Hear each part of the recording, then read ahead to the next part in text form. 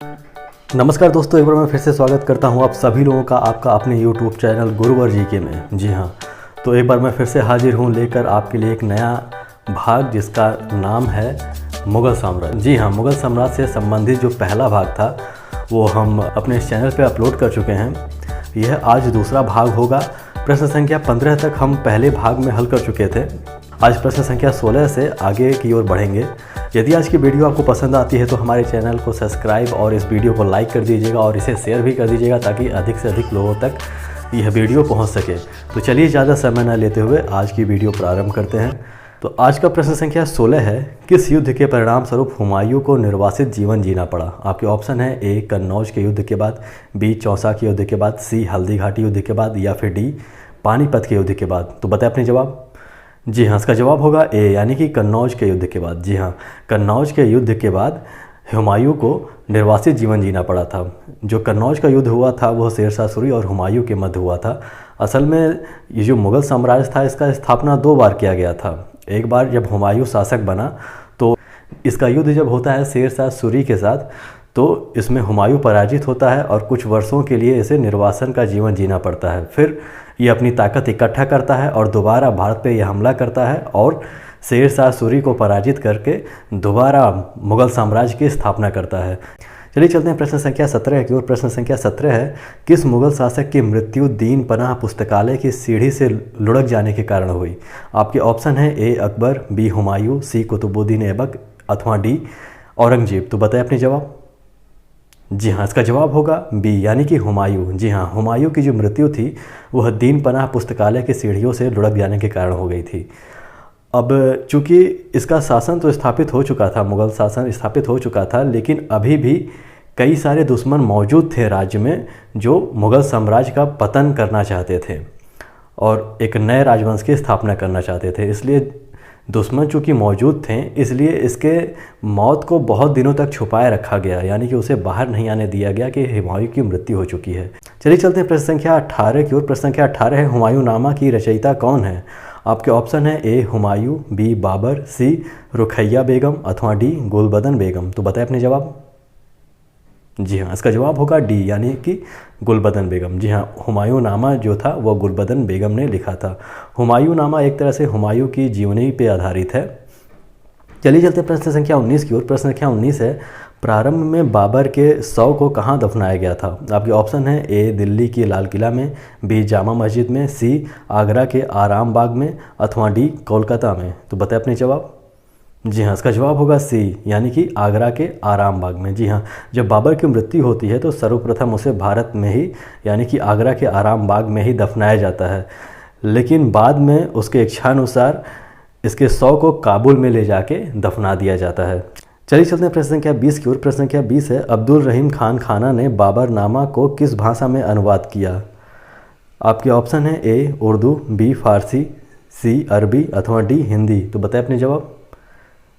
जी हाँ, इसका जवाब होगा बी यानी कि फ़ारसी। जैसा कि आप लोग जानते हैं कि जो बाबरनामा अथवा तुजुक बाबरी है वो बाबर की आत्मकथा है जो उसने स्वयं लिखी थी और जो तुर्की भाषा में लिखी गई थी, लेकिन बाद में अब्दुल रहीम खान खाना ने इसे फ़ारसी में भी अनुवादित कर दिया था।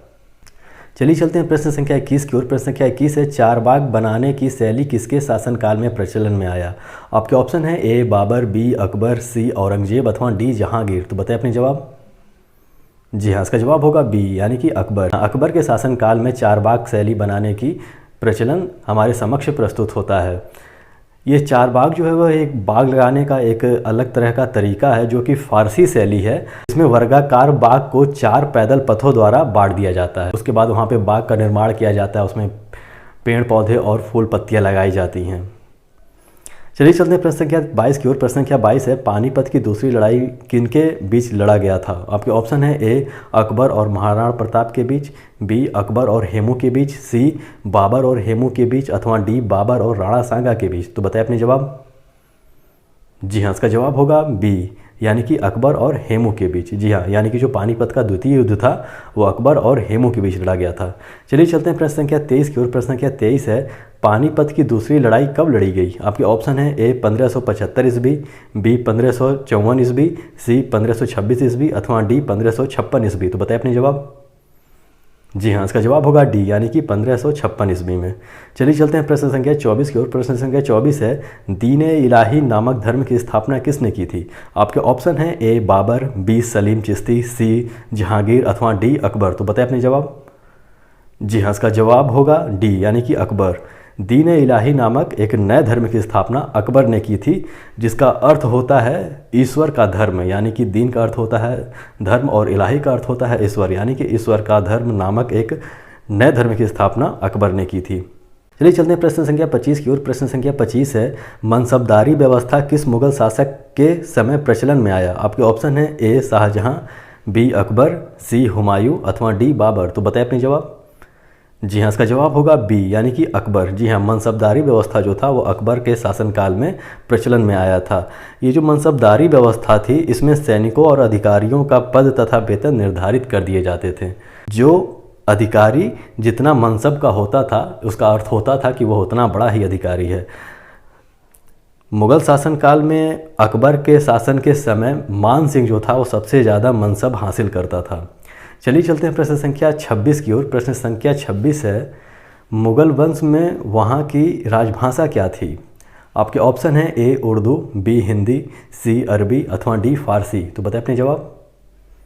जी हाँ, इसका जवाब होगा डी, यानी कि फारसी। जी हाँ, यानी कि मुगल वंश में वहाँ की राजभाषा जो थी वो फारसी थी। चलिए चलते हैं प्रश्न संख्या 27 की ओर। प्रश्न संख्या 27 है, अकबर के जीवनी को किसने लिखा था? आपके ऑप्शन है ए टोडरमल, बी हुमायूं, सी अबुल फजल अथवा डी अब्दुल नबी। तो बताएं अपने जवाब। जी हाँ, इसका जवाब होगा सी, यानी कि अबुल फजल। अबुल फजल ने अकबर के जीवनी को लिखा था, जिसे अकबरनामा के नाम से भी जाना जाता है। चलिए चलते हैं प्रश्न संख्या 28 की ओर। प्रश्न संख्या 28 है, हुमायूं नामा किसके द्वारा लिखा गया था? आपके ऑप्शन है ए जहां आरा बेगम, बी मुमताज महल, सी हुसैन आरा अथवा डी गुलबदन बेगम। तो बताएं अपनी जवाब। जी हाँ, इसका जवाब होगा डी, यानी कि गुलबदन बेगम। चलिए चलते हैं प्रश्न संख्या 29 की ओर। प्रश्न संख्या 29 है, अकबर के शासनकाल में महाभारत का फारसी अनुवाद किस नाम से किया गया था?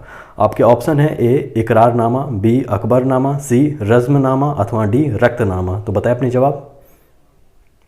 जी हाँ, इसका जवाब होगा सी, यानी कि रज़्मनामा। जी हाँ, अकबर के शासनकाल में कुछ महत्वपूर्ण ग्रंथों का फारसी में अनुवाद किया गया था, जिसमें से महाभारत भी एक था। लेकिन जब महाभारत का अनुवाद किया जाता है फारसी में, तो उसका नाम बदल के रज़्मनामा रख दिया जाता है। और महाभारत का जो फारसी अनुवाद हुआ था, उसमें उस पुस्तक को बनाने में बदायूनी, नकवी खां और अब्दुल कादिर ने सहायता किया था, यानी कि कई लोगों ने मिलकर इसका फारसी अनुवाद किया था। चलिए चलते हैं प्रश्न संख्या 30 की ओर और आज के इस भाग के अंतिम प्रश्न की ओर। तो प्रश्न संख्या 30 है, अकबर के शासनकाल में किसने भू राजस्व में सुधार किया था? आपके ऑप्शन है ए बीरबल, बी अकबर, सी जयसिंह अथवा डी टोडरमल। तो बताएं अपने जवाब। जी हाँ, इसका जवाब होगा डी, यानी कि टोडरमल। जी हाँ, अकबर के शासनकाल में भू राजस्व में सुधार जो था वो टोडरमल के द्वारा किया गया था। तो यह आज का अंतिम प्रश्न था। आज के इस भाग का वीडियो आपको कैसा लगा? यदि अच्छा लगा तो इसे लाइक और हमारे चैनल को सब्सक्राइब कर दीजिए और इस वीडियो को भी शेयर कर दीजिए, अधिक से अधिक शेयर कीजिए ताकि और अधिक लोगों तक यह वीडियो पहुंच सके। मिलते हैं इसके अगले भाग में। यह आज दूसरा भाग था, तीसरे भाग को हम जल्द लेकर आने वाले हैं। हमारे साथ बने रहने के लिए बहुत बहुत धन्यवाद।